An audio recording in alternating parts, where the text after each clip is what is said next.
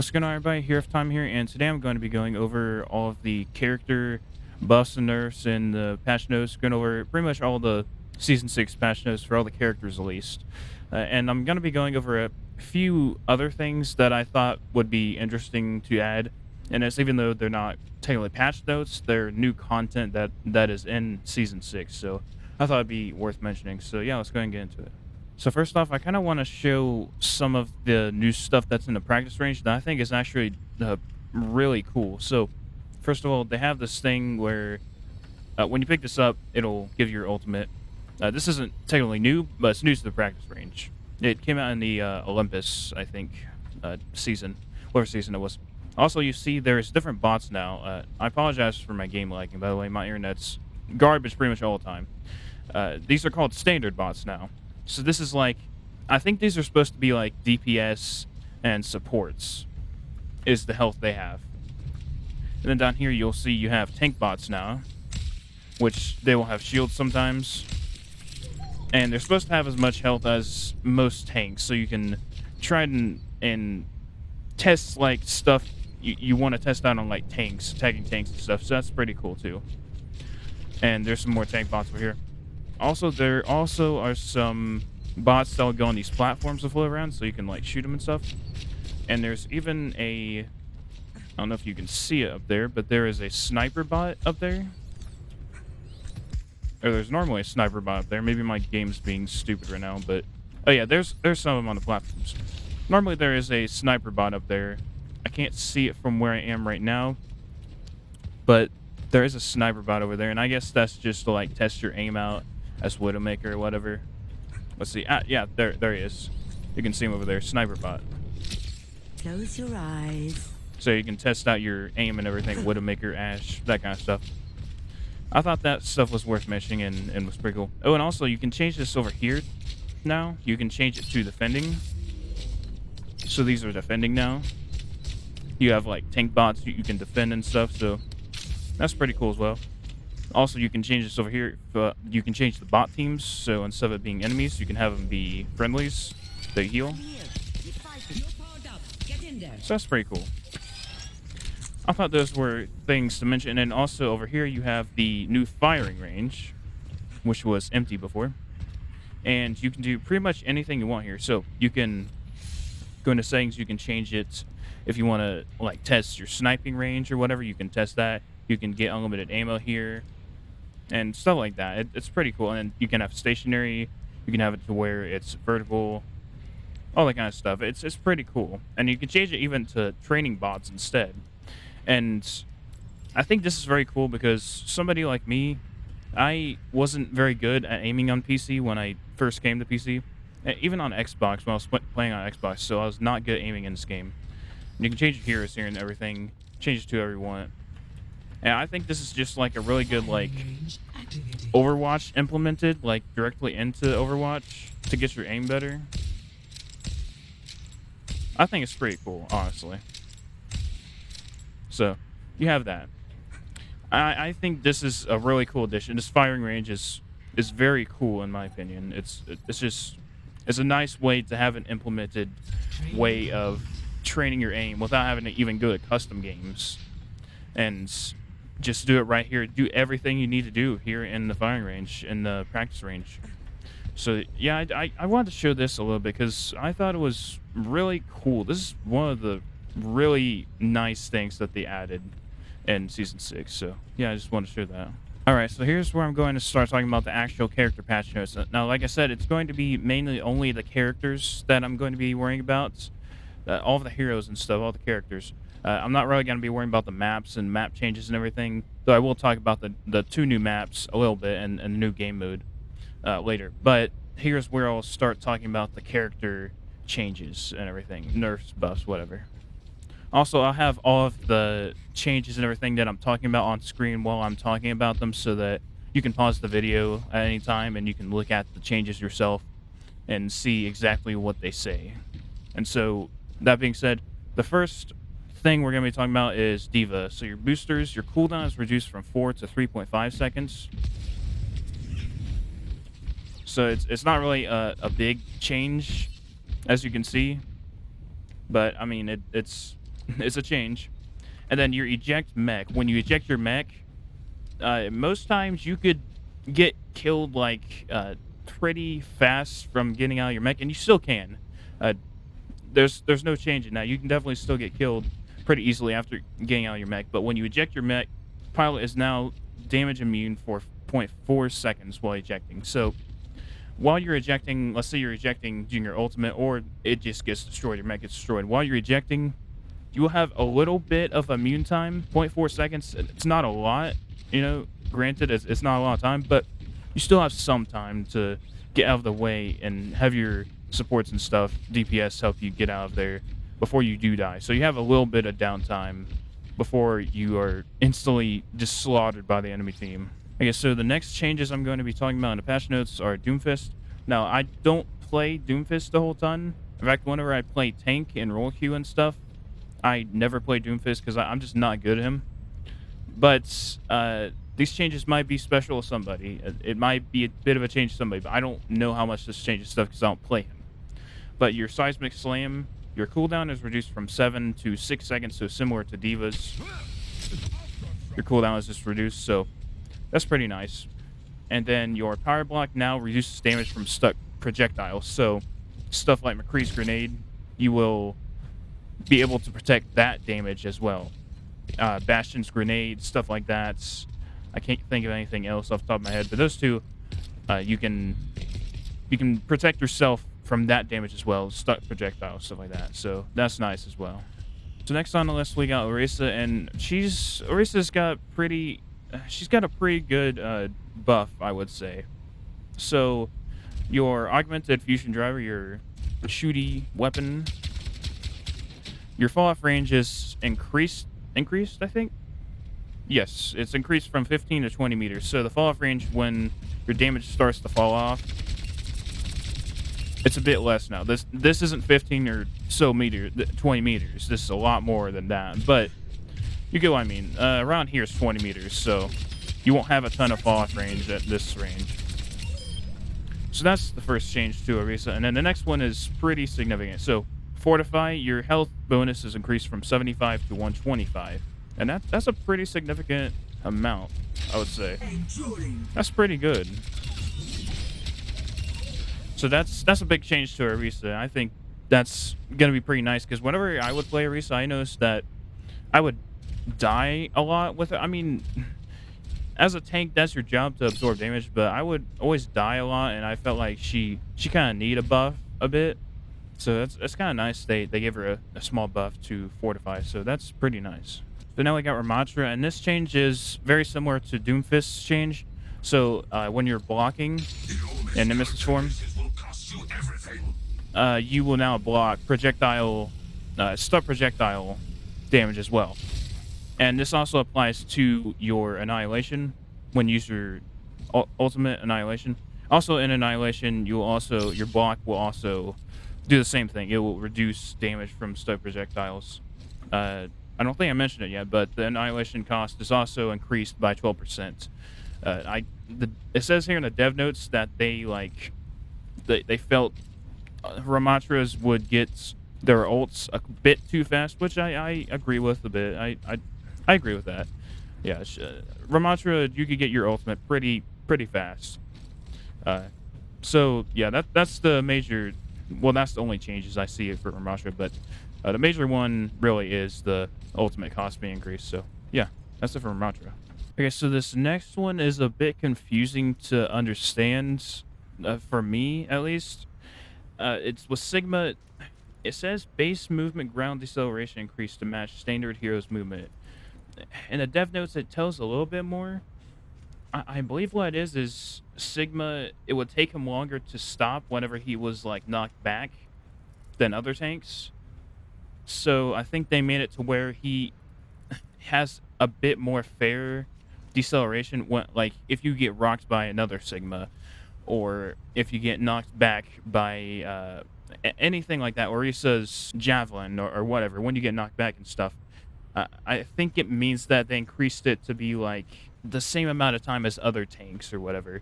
I believe that's what it means anyways. Let me know if I got that correct in the comments, or what your interpretation of it is. But I think they should make it a bit more simpler because it's a bit difficult to understand. But I believe that's what it means.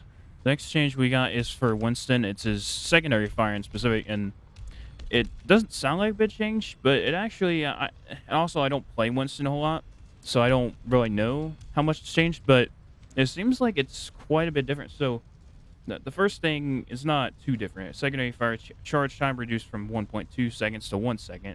So I mean that's just 0.2 seconds less. It's not really a huge thing. And then your secondary fire recovery time increased from 0.5 to 0.75 seconds. So after you shoot a shot, I'm pressing the mouse button immediately when I'm done, and it takes a while for your recovery to shoot that charge shot again. It feels like a lot more than it used to be. I don't know if that's just me or what, but like it feels like it's a lot more than it used to be. That doesn't like it's only a like 0.25 more. It doesn't sound like a lot more recovery time, but it seems like it's me. So I don't know if that's just me or what, but yeah, that's it for the Winston changes. Okay, so for the next change, we got quite a few changes to Bastion. And so the first I'm going to start off with is the tactical grenade. So first off, your fall off range when you throw it far and you explodes, which I didn't do that correctly, but imagine it hit the tank bot, okay? The fall off damage is reduced from 70% to 50%. So I think that's a nerf, if I'm not mistaken. Yeah, I think that's like a small bit of a nerf. And then your detonation time reduced from 0.5 to 0.35 seconds, so your grenade explodes a bit faster. Again, I failed, but just imagine it hit the tank bot. And then recoil adjusted to recover more quickly. So you recover more quickly after the recoil of the grenade, shooting the grenade. So there's that. And then projectile size increased from 0.2 to 0.25. The projectile of the grenade is increased not too much, just 0.5 more. It's not really a big one. And impact damage increased from 15 to 30, so whenever you stick somebody with it, I didn't stick anybody, but the impact damage is increased a small bit. I think 15 more damage. So yeah, the impact when you stick somebody with it is increased. Similar to like last season, how McCree's detonation, his when you stick somebody with his grenade, it has a bit more damage when you stick somebody. So it's just the same as that. And then your normal recon mode, your reload speed is decreased, so you can reload faster in your recon mode. So that's a small buff. And then in your configuration assault, so when you get damaged, let me get damage real quick. When you go into your turret mode, you will heal 50 armor when you get into your turret. And it's not instantaneously, as you can see. It's pretty slow. I mean, it's not incredibly slow, but it's pretty slow. It progressively heals 50 armor when you go into your assault mode, as you can see. So I don't quite get this one because Bastion was already strong enough, but to have even more like survivability, I don't know how I feel about that. I guess I'll see. I haven't fought against many Bastions yet, but I guess I'll see if that's the problem. And then your artillery, your targeting state movement speed is increased from 20 to 25 meters per second. So when you're targeting, you move a bit faster when you're targeting like this. So that's all that does. So that's it for the changes for Bastion. There's quite a few big ones in here, I would say, but nothing too insane, except for like the healing your armor when you go into artillery or your assault mode. I feel like was not really needed, but I guess we'll see how it goes. So for McCree, we got a few small changes, a few small buffs, and a few small nerfs. So first off, he has a bit more health. He has 225 health instead of 200. I think that's what it originally was, and they reduced it a while back. I don't exactly know. I don't keep with the patch notes a whole ton, except for when it's a new season. So his health is increased, and then your damage fall from your weapon, your Peacekeeper, The fall-off range is decreased a bit. Similar to Widowmaker's last patch in the last patch notes for last season. So your fall-off range is greater, so you can't shoot quite as far back as you could before. Then they actually changed something quite significant with the magnetic grenade. So if you remember before in the Season 5 patch notes that I went over, the magnetic grenade could travel forever and it would not explode until it stuck to a surface and exploded. So that's been changed, and the projectile now has a maximum travel time of 1.5 seconds. It's still quite a bit, but it now explodes after 1.5 seconds, as you can see. Right there. So, but it still travels quite a bit. And then slow amount reduced from 30 to 25%. That's pretty nice. It's only 5%, but whenever you get stuck with increased grenade, you're pretty much screwed. Depending on which character you play as. If you're a support, you're most definitely screwed. Unless you could get saved by, like, a friendly Baptiste or something. Yeah, that's pretty nice. So, there's a few changes there, but nothing incredibly major, in my opinion. Alright, so there's a small change with Hanzo, and this is with your storm arrows. Apparently before, whenever you would climb walls, you would keep your progress on how long you have left on your storm arrows when you climbed walls. So they wanted to change that a bit so you don't preserve your amount of time you have when you climb walls now, as you can see. So that's the only change there was.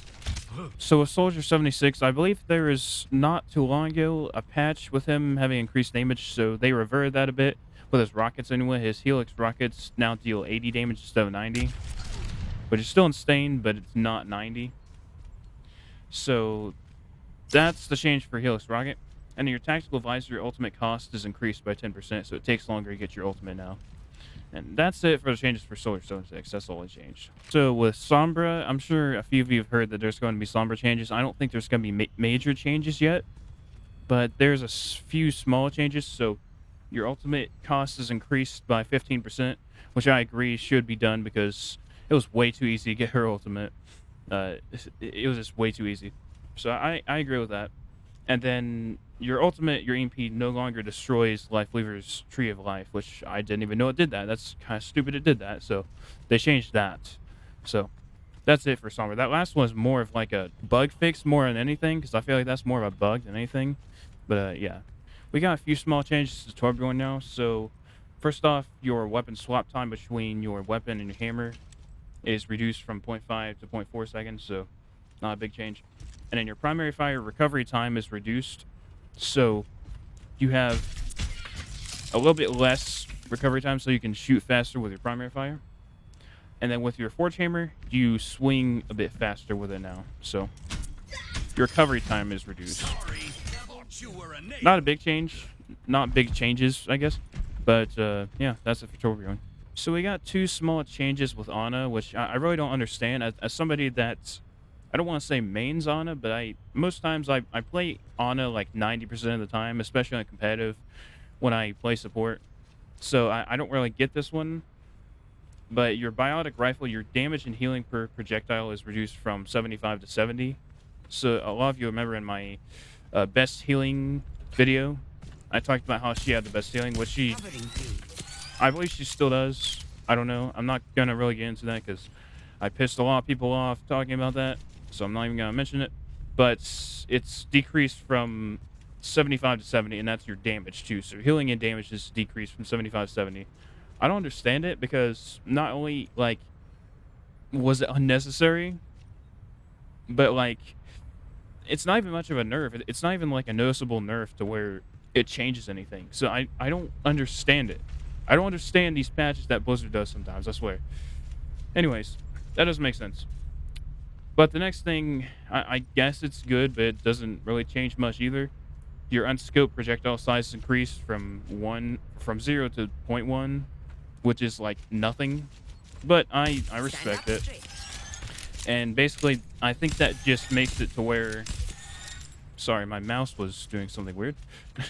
Anyways, your unscoped projectile size increased, so I think you have a bit of a larger distance that you can hit enemies or allies with. So it's a bit easier to hit allies than enemies with your bionic unscoped now. So with buying a rifle on scope now, so that's pretty nice. But I still don't get the first change really. I don't understand. It does nothing. So I don't know. What do you guys think about it? I think it's kind of dumb. So Brigitte, I don't understand this. She needed the opposite of nerfs. I talk about all the time how I think that she could still, even after a rework, she could still use a few more buffs. I mean, but Blizzard is like, nah, we'll just do the opposite. So as you can see, they decreased your shield, your barrier health from 300 back down to 250. Which why? The 300 was perfectly fine. It was perfectly fine. Even though it's only 50 more, it's still that's quite a bit. And then your rally ultimate costs increased by 6%. I get that kind of, but I mean, why? Why are they trying to bring down Brigitte? Like, there's already too few Brigitte mains in the world. I mean, if you're a Brigitte main, let me know. I'd like to meet the like 5 of you that are Brigitte mains along with me. I'm not a Brigitte main, but I like Brigitte.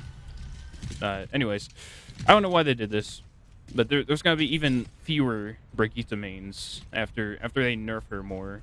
Hopefully they don't nerf her again in the next patch. Ugh.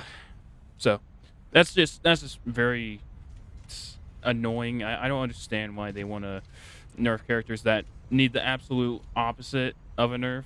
Like, they're doing the opposite of what people don't want. They gave Bastion a bit of a buff, being able to repair and stuff, which he does not need. And then they give Brigitte a nerf, which she does not need. She needs a buff, not a nerf. I don't understand. Anyways, that's sadly some changes for Brigitte. So Kiriko has a few changes, and these they're not really all that bad because some of them are things that were more bugs of anything. So like with your Suzu, apparently your Suzu would knock enemies back, and it no longer does that anymore. And also it heals an additional 30 health when cleansing a negative effect. So along with the, I think it's 30 that it heals when you use it, it'll also give 30 when you have a negative effect. So if you have like Zenyatta's Discord Orb on you, or on this bottle, something like that, a negative effect like that, you'll heal for an additional 30 health when cleansing a negative effect. So that's pretty cool as well. And then your healing reduced, your healing from the Suzu is reduced from 50 to 40. So I guess it's 40. So yeah, it's 40, and then it's an extra 30 health when cleansing a negative effect. So a total of 80, I think. Sorry, 70, not 80. And then you have a small bit of nerf from your kunai, which I would agree with. She does a bit too much damage for a support, I would say. But, I mean, it doesn't really change either way, because it's not a big nerf. So your damage is decreased. Oh, no, sorry. Your kunai damage is increased from 40 to 45. I read that wrong. So it's a bit of a nerf and a buff, but at the end there's a nerf. So your damage is increased from 40 to 45 when you throw your kunai. And then your recovery time reduced from 0.55 to 0.5 seconds, which is only 0.05 seconds less. So it's not really that big of a difference. And then your critical damage multiplier reduced from 3 to 2.5. So I think when you get criticals, it's a bit less damage. But I can't really tell a big difference here. But again, in the real fight and the actual matches, there might be a difference, but I don't see a big difference. But I believe that is all there is for Kiriko. Okay, so Lifeweaver as a character has had quite a few changes, which is surprising because they already buffed him in the last season. So they're buffing him a bit more. Or at least they're changing him a bit more. So they decreased his base health from 200 to 175. Now he has the same amount of health, but he has shield health now. So he has 50 base shield health now that he can recover. So that's nice, I suppose. He has a bit more survivability. So for Thorn Valley, you shoot 2 thorns every time you shoot,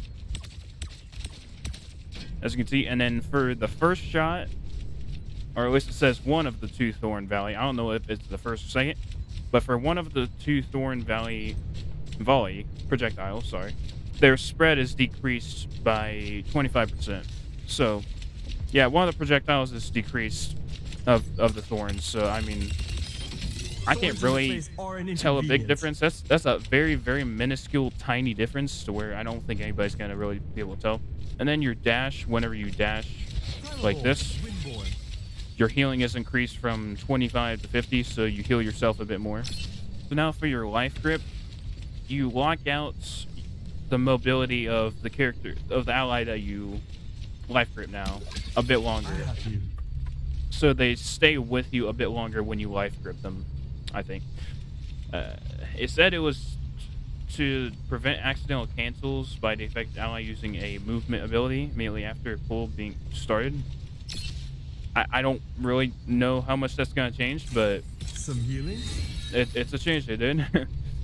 And so now there's a pretty major change to Tree of Life. So 50% of Tree of Life's overhealing is now converted into overhealth. So similar to Lucio's. Life protects life. So that's pretty nice. So yeah, that's a pretty big change to Tree of Life.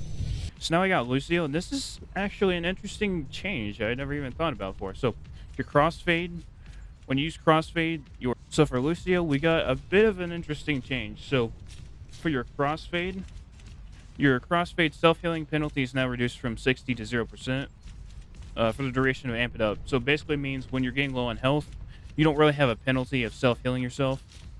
And you can basically have more survivability when you're using Amp It Up on yourself. So that's the only change I think there was to Lucio. So we've only got one change to Mercy, but it is a pretty significant change, I would say. So your secondary fire for your Catechist Staff, which, as we know, is damage boost, your secondary fire damage boost is reduced from 30 to 25%. So your damage boost doesn't boost as much anymore. Feel stronger? So it's a bit less than what it used to be. It's 5% less. So that is pretty nice, because there would be some games where if you got a pocket Mercy on the enemy team, just pocketing a Bastion or something, you're pretty much beat. They destroyed you, which they probably still can, because it's only 5%, but at least they're trying to balance it a bit. I do appreciate they're trying to balance that a bit. So that's very nice as well. All right, so that is all of the hero changes for Season 6, as far as we know. There may be some more in the middle of the season, like there was in July. There was July patch notes. I didn't really read them, but it wasn't really anything major. But we will see. And now there is a few changes in the PvE mode, which I will talk about in Invasion. They changed a few things to like comply and go along with the PvE mode, but it's not really worth mentioning for the multiplayer, because I'm sure most people are still just working on the multiplayer. But I will link the patch notes website, the Blizzard. It's on the Blizzard website, official Blizzard website. I will link the patch notes down in the description so that you can go there and see all the patch notes for yourself and see exactly the script that I'm writing, like talking off of. This script I'm talking off of is the patch notes, so you can see it for yourself. So we're pretty much done now with everything. As far as the patch notes are done, as far as I'm concerned. Now there is some extra stuff, like there's bug fixes and stuff. There is a pretty significant bug fix for Kiriko, which makes it to where when you teleport to people, you don't like. So sometimes when you use quick step, swift step, and you would teleport, you would like teleport through the map and get killed. It was pretty stupid, but they did a few bug fixes on her for that, so that's pretty cool. That's something worth mentioning. But there's a ton of bug fixes you can read, but that's the major one I want to talk about. And of course there's different like settings of the maps, like there's different like night modes, evening modes for the maps, which is pretty nice too. You know, I like different settings. I like a different setting for the maps, so it's nice that they changed that a bit too, to have a bit more variety, even if it's the same maps. And then of course everybody's talking about this new game mode, which me and my friends have tried, and it's pretty nice, honestly. It's pretty fun. It's called Flashpoint, which it's basically it's a very mobile map. You move around a lot in the map, and you go and you're supposed to capture a point and hold that point. Once that point is gotten, you will go to another point, and then there's one more after that. There's 3 points, and so it's basically 3 points for each team. You have to get three to win. So it's pretty fun, honestly. It can be pretty quick or pretty long, depending on how long it takes, but or how intense the game is, really. But most times the games can be quite longer because it takes a while to travel from one point to another. One thing about this map, I mean, I know the mode is supposed to be like more balanced, and I understand why they do this, but the respawn time is pretty high, and it takes a whole long time to get back to your team to get back on the point when you die. So that's a bit annoying. So there is a big penalty for getting killed. So when you're doing this game mode, try your best to stay alive. I mean, that's obviously that's the point of like every game mode in Overwatch. Try not to die, you know. But especially in this game mode, try to stay alive because you have a big penalty. It's a big penalty to die in this game mode. But it's pretty fun, honestly. But yeah, this is the new game mode. There's 2 new maps with it. One of them is like Junk City. It's part of Junkertown, I believe. It's called Junk City. I believe it's in a part, if you have seen the video, the short film or whatever, the shorts. I think they're called the Overwatch shorts. For the one for Junker Queen. I think it's like in her hometown where she became Junker Queen or whatever. That city. I believe that's what that is, if I'm not mistaken. So that's pretty cool. And then there's another map, which I'm pretty sure is supposed to be like Olari's hometown, home city, whatever. They're pretty nice maps. So yeah, I would highly recommend doing this, especially because you get a victory pose, a highlight entry, and a spray for her. So that's pretty nice as well. And then here comes the big thing that a lot of people were mad that the PvE was taking longer and they scrapped all the old PvE. But honestly, I don't know. I mean, nobody knows what the old PvE was like, except for the devs at Blizzard.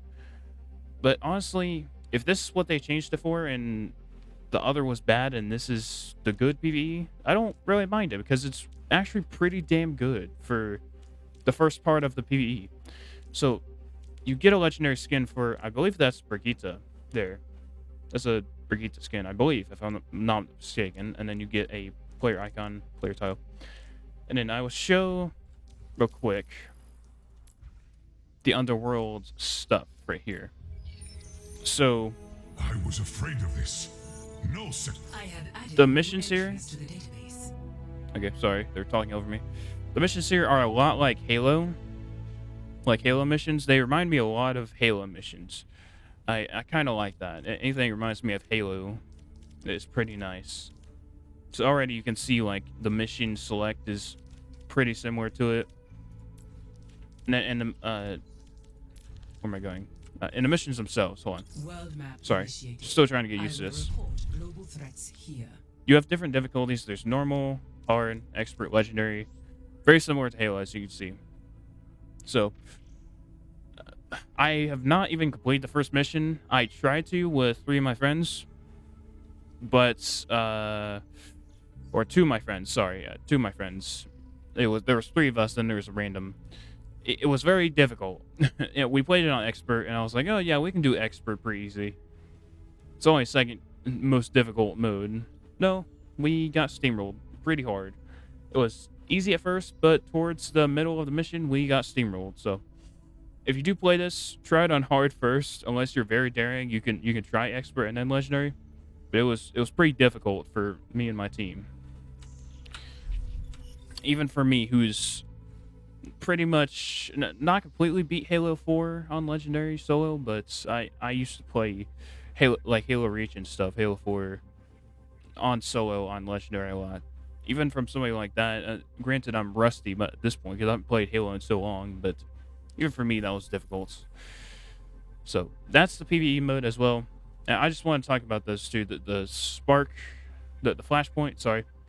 new mode, and then the 2 maps that comes with it, and then the Underworld PvE. The PvE is pretty good. Don't listen to what anybody says. So far, I really like the gameplay and everything of it. Like I said, there's a few hero changes. There's quite a bit of hero changes to accommodate for the PvE setting of it versus the PvP. But I'm not going to be talking about those because it doesn't really matter too much. Oh, right, I did want to talk about one other thing, the new mythic skin for Ana. So we have a mythic Ana now, which, in my opinion, it's probably the worst looking mythic skin, I think. I don't know. I'm not trying to be mean, but like, I think that the Night Owl and Snow Owl skins are my favorites. Then they're probably better than this.